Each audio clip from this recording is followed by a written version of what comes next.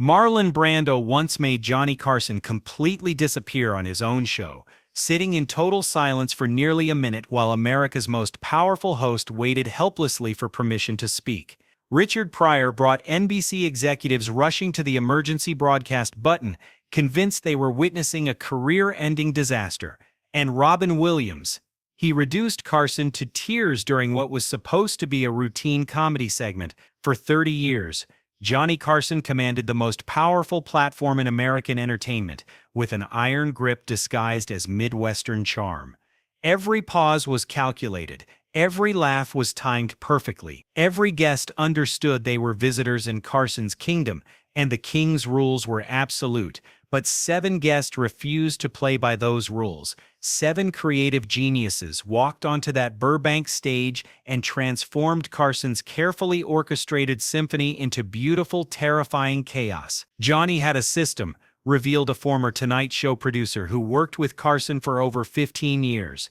Everything was planned, rehearsed, timed, but some guests simply existed outside his system. They operated on frequencies he couldn't tune. And those nights were the most electric television I ever witnessed.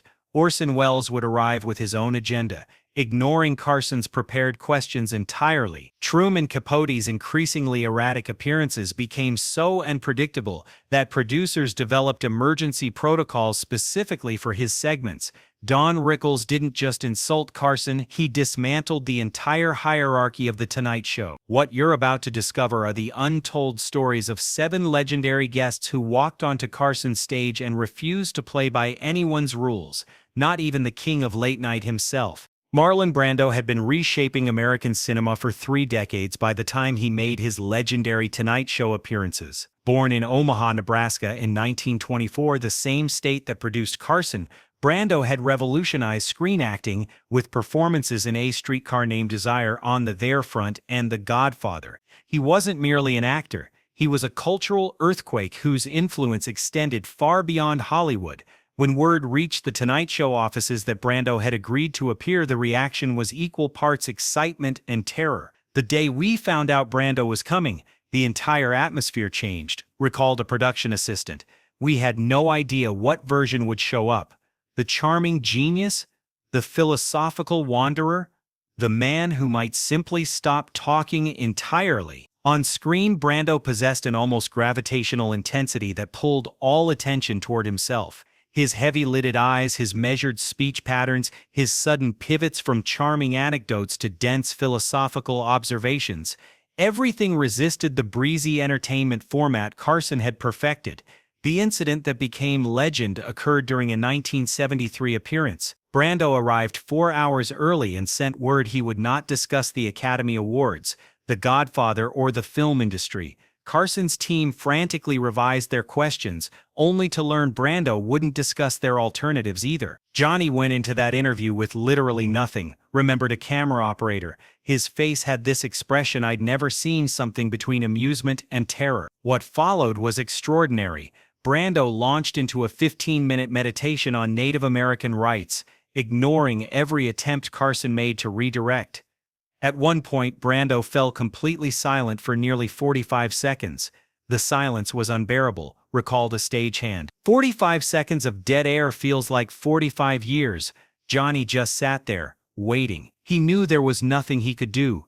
Carson later told his producer, "Interviewing Brando was like trying to have a conversation with a force of nature. You can't negotiate with a thunderstorm." Yet despite the frustration, Carson spoke of Brando with reverence afterward, recognizing in his unpredictability something television rarely achieved: genuine authenticity. Orson Welles arrived at every Tonight Show appearance with the bearing of a man who had directed Citizen Kane at 25 and never let anyone forget it.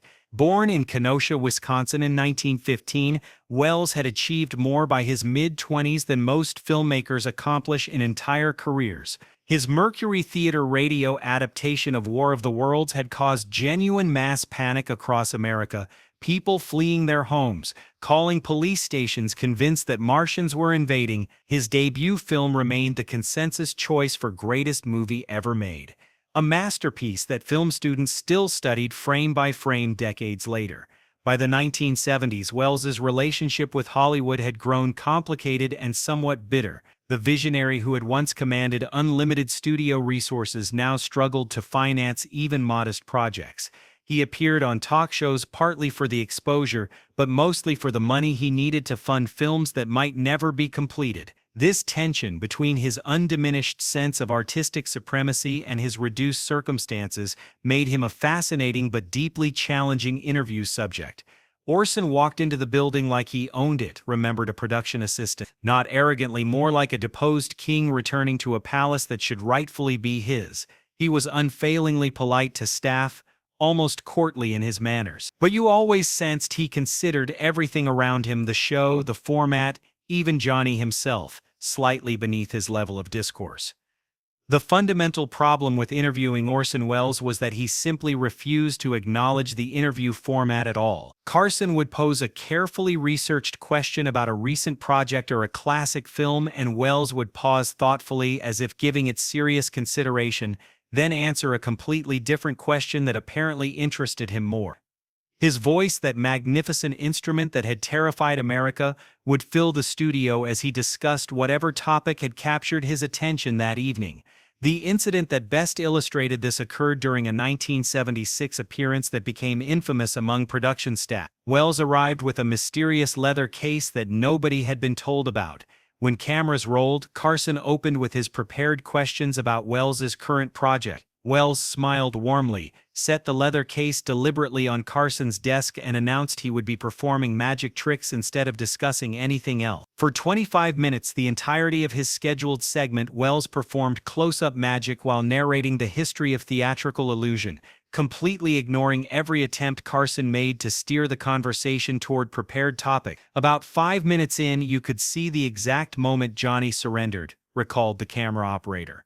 His shoulders relaxed. He stopped looking at his question cards. He just watched Orson perform magic and tried to look entertained, which honestly he probably was. Orson was a genuinely skilled magician. Orson once explained his philosophy to me backstage, recalled a talent coordinator who built a friendly relationship with Welles over multiple appearances. He said talk shows were boring because hosts asked the same predictable questions expecting predictable answers. He believed his job as a guest was to make conversations interesting, even if that meant ignoring the host entirely. He genuinely thought he was doing Johnny a favor by being uncontrollable. Richard Pryor represented something that didn't exist in Carson's carefully calibrated universe: genuine danger. Born in Peoria, Illinois in 1940, Pryor had risen from a childhood of almost unimaginable hardship, raised in his grandmother's brothel, exposed to violence and exploitation from his earliest years, to become the most influential stand-up comedian of his generation. His concert films had become cultural events. His influence could be heard in virtually every comedian who followed. His comedy didn't merely push boundaries, it detonated them entirely. Every time Richard was scheduled, we had conversations with NBC Legal that I never had for any other guest, revealed a longtime producer. They wanted to know our emergency protocols. They wanted to know who had authority to cut to commercial. They discussed implementing a 7-second delay specifically for Richard's segments. That's how concerned they were. The atmosphere shifted palpably when Pryor was in the building. You could feel the energy change, recalled a stagehand. The crew got quieter, more focused. Everyone knew Richard was unlike any other guest. He wasn't going to do anything malicious. He was actually kind to the crew, always remembered names. But he was going to be himself, completely and without filter. And in the 1970s on network television, that was terrifying. The incident that epitomized Pryor's uncontrollable nature occurred during a 1977 appearance. He arrived in what staff described as an elevated state, eyes too bright, talking too fast, hugging everyone he passed like they were long-lost family. When he took the chair, what followed was a 15-minute monologue that careened from brilliant social commentary to deeply personal confession. Pryor discussed cocaine use openly, in terms that had never been heard on network television. He talked about racism in entertainment, naming specific incidents that left Carson visibly uncomfortable. He did extended impressions of white executives trying to manage his career that were simultaneously hilarious and deeply cutting. Johnny's face was something I'll never forget, remembered a camera operator. He was laughing. Richard was genuinely funny, even at his most dangerous, but there was fear there too.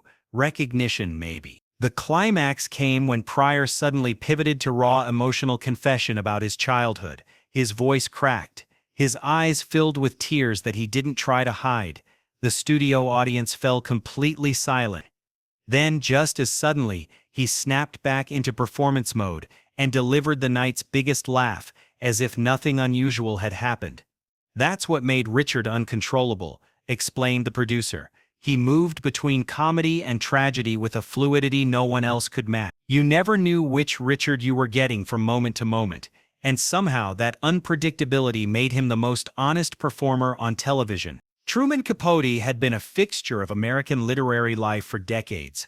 By the time his Tonight Show appearances became increasingly unpredictable, born in New Orleans in 1924, he had reinvented himself as a prodigy of American letters, becoming a media sensation whose distinctive high-pitched drawl made him as famous as any movie star.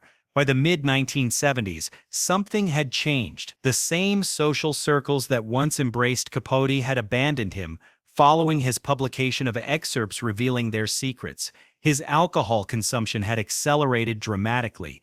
His appearances evolved from charming to increasingly erratic. "Truman in the early years was magic," recalled a production assistant. "He would arrive perfectly dressed, with stories that captivated everyone, but by the mid-70s, booking Truman had become crisis management. You never knew which Truman you'd get," remembered a talent coordinator. "Sometimes brilliant, the old Truman who could hold audiences spellbound. Other times, his eyes glazed, speech slurred. Yet he'd insist on going on, convinced he could pull it together." The incident illustrating Capote's tragic decline occurred during a 1978 appearance. He arrived in the worst conditions staff had ever seen. "He could barely walk straight," recalled a stagehand. "His shirt was stained.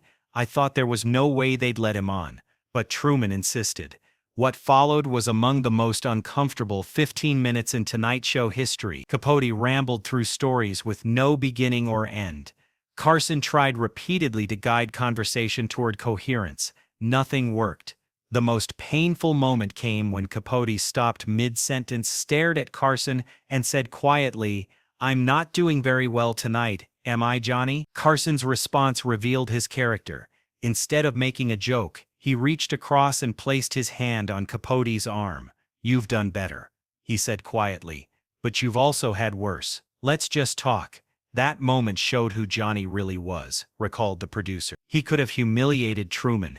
Instead, he showed genuine compassion for a man clearly suffering. Don Rickles occupied a unique position in the Tonight Show universe. He was the one guest with explicit permission to be uncontrollable. Born in Queens, New York in 1926, Rickles had built his career on insulting absolutely everyone, regardless of status or power. His nightclub performances had become legendary. Audiences paid premium prices specifically to be verbally demolished by the master of insult comedy. In an industry built on mutual flattery, Rickles was a weapon of mass destruction who remained universally beloved. What made Rickles' relationship with Carson unique was that the power dynamic was explicitly inverted. On The Tonight Show, Carson was king. Guests came to his court, played by his rules, sought his favor. But when Rickles appeared, all those rules evaporated completely. He treated Carson like a target rather than a host. Rickles was the one guest who could make Johnny genuinely uncomfortable, and Johnny loved him for it, recalled a longtime producer. Every other guest worked for Johnny's approval. Don came to destroy Johnny, and Johnny couldn't get enough. It was the strangest relationship in television. The incident epitomizing their dynamic occurred during a 1976 appearance. Carson had barely completed Rickles' introduction when the comic burst through the curtain early, attacking everything in sight. "Who writes this garbage?" Rickles demanded, gesturing at Carson's cue cards. "I've read better material and fortune cookies. My dry cleaner tells funnier jokes, Johnny." He turned to Ed McMahon, delivering a brutal assessment. "Ed, how long have you been laughing at jokes that aren't funny? That's not a career. That's a hostage situation." He mocked Doc Severinsen's famously flamboyant outfit with surgical precision. Throughout, Carson sat with an expression between amusement and shock. The centerpiece came when Rickles grabbed Carson's famous pen cup and pretended to throw it. The audience gasped, a collective intake of breath that seemed to suck all the air from the studio. Carson's face went blank with genuine uncertainty, a rare moment when America's smoothest broadcaster had no idea what was coming. Then Rickles placed it back, turned to Carson and said, "What, you thought I'd break your little toy? How old are you, 12? Don could do things that would have gotten any other guest banned," recalled the producer. He could make Johnny look small, silly, the straight man instead of the star, and Johnny actively sought it out. He would call Don personally to book appearances. Carson's motivation became clearer over time. "Johnny told me Don was the only person who made him feel like a regular guy," recalled a writer. "Everyone else treated him like the king. Don treated him like just another target." For someone who had been famous that long, that kind of normal treatment was actually refreshing. It reminded him he was still just a kid from Nebraska who could be mocked like anyone else. Jonathan Winters was, by universal agreement, the most terrifyingly talented improvisational comedian who ever lived. Born in Dayton, Ohio in 1925, Winters could create fully realized characters complete with backstories and physical mannerisms, seemingly instantaneously. Other comedians watched him with a mixture of awe and despair. Lesser painters must have felt observing Picasso. "Jonathan was a force of nature," recalled a producer. "Most comedians have a range. Characters they do, bits they fall back on. Jonathan had infinite amounts. He could become anyone, do anything, and you never knew where he was going until he got there." Trying to interview Jonathan was like interviewing a fireworks display. Carson reportedly said he would start in one direction, then become a completely different person with a different voice telling a different story. "After 30 minutes, I had no idea what we discussed, but it had been amazing." The incident best illustrating Winters' genius occurred during a 1969 appearance. He arrived carrying a simple stick found backstage and proceeded to transform it into approximately 30 different objects: a fishing rod, a baton, a weapon, a cane. Each transformation brought a new character, a new universe of comedic possibility. "I watched Johnny's face and saw complete surrender," recalled a camera operator. Usually Johnny was working even when laughing, thinking about timing, transitions. With Jonathan, he just gave up and watched like a kid at a magic show. The climax came when Winters abandoned the stick and became an elderly woman waiting for a bus in Ohio. The character was so fully realized that the audience forgot they were watching a middle-aged man. For 7 minutes, they were in that town, listening to that woman's life story. Then, suddenly, Winters was himself again. "Sorry," he said, blinking at Carson. "I have no idea where that came from. Jonathan scared people," explained a talent coordinator. Not threateningly, he was kind and gentle, but his talent was so extreme it was almost frightening. You sensed he didn't fully control it, that characters just erupted whether he wanted them to or not. Robin Williams represented the culmination of everything the previous guests embodied, and something else entirely. Born in Chicago in 1951, Williams had exploded onto consciousness with manic energy that seemed to operate on a different wavelength than normal humans. His improvisational abilities rivaled Winters's while adding a rubber-faced, hyperkinetic physical dimension entirely his own. Robin was like channeling electricity, recalled a production assistant. There was no off switch. He would arrive doing characters, riffing on everything, transforming random objects into props. By the time he reached his dressing room, he'd already performed an hour's worth of material. The incident that became legend occurred during a 1991 appearance. Williams arrived unusually quiet. Between the bits and characters you could see something else in his eyes, recalled a makeup artist. Something serious. He seemed almost sad, which was strange because Robin's whole thing was joy. When Williams took the chair, he launched into expected routines, impressions, sound effects, tangential riffs. Then, without warning, he stopped. Mid-sentence, he stopped performing. He looked at Carson, really looked, and his face changed. "You know, Johnny," Williams said quietly, "you gave me my start. You put me on this stage when nobody knew who I was, and you made me feel like I belonged here." The audience fell silent.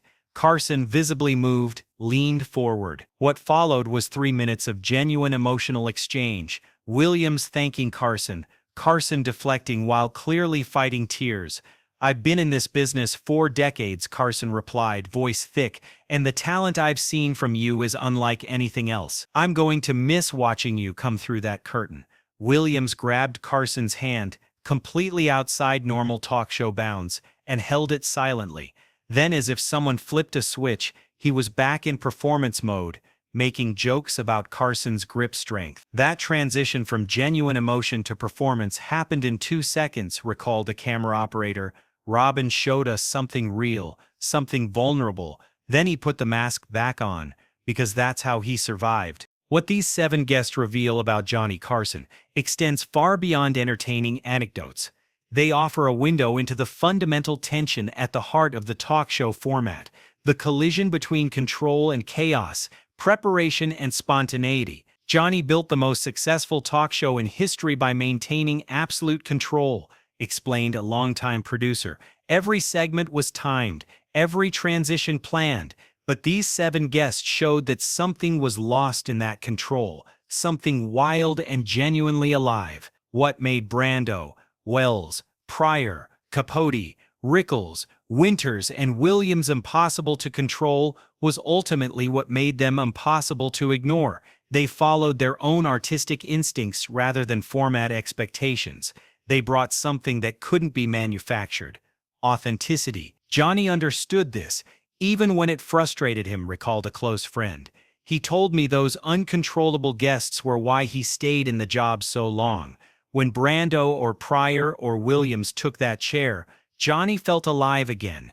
The danger was what kept him engaged." In the years since Carson's retirement, late night has changed dramatically. Shorter, more segmented, focused on viral clips. The idea of giving a guest 30 uninterrupted minutes seems unimaginable now. What's been lost is precisely what these guests provided: the possibility of genuine surprise. "Johnny's greatest moments came when he wasn't in control," reflected his director. "That's the paradox. He built an empire on control, spent 30 years perfecting mastery, yet the moments people remember came from nights when someone wrested that control away." Thank you for watching this exploration of the legendary guests who brought chaos to Johnny Carson's kingdom. If you found this journey revealing, please like and subscribe for more entertainment history deep dive. And if these revelations fascinated you, wait until our next video: the 5 guests Carson secretly loved but could never admit, and the surprising reasons those relationships remained hidden for decades. Click the bell so you don't miss it.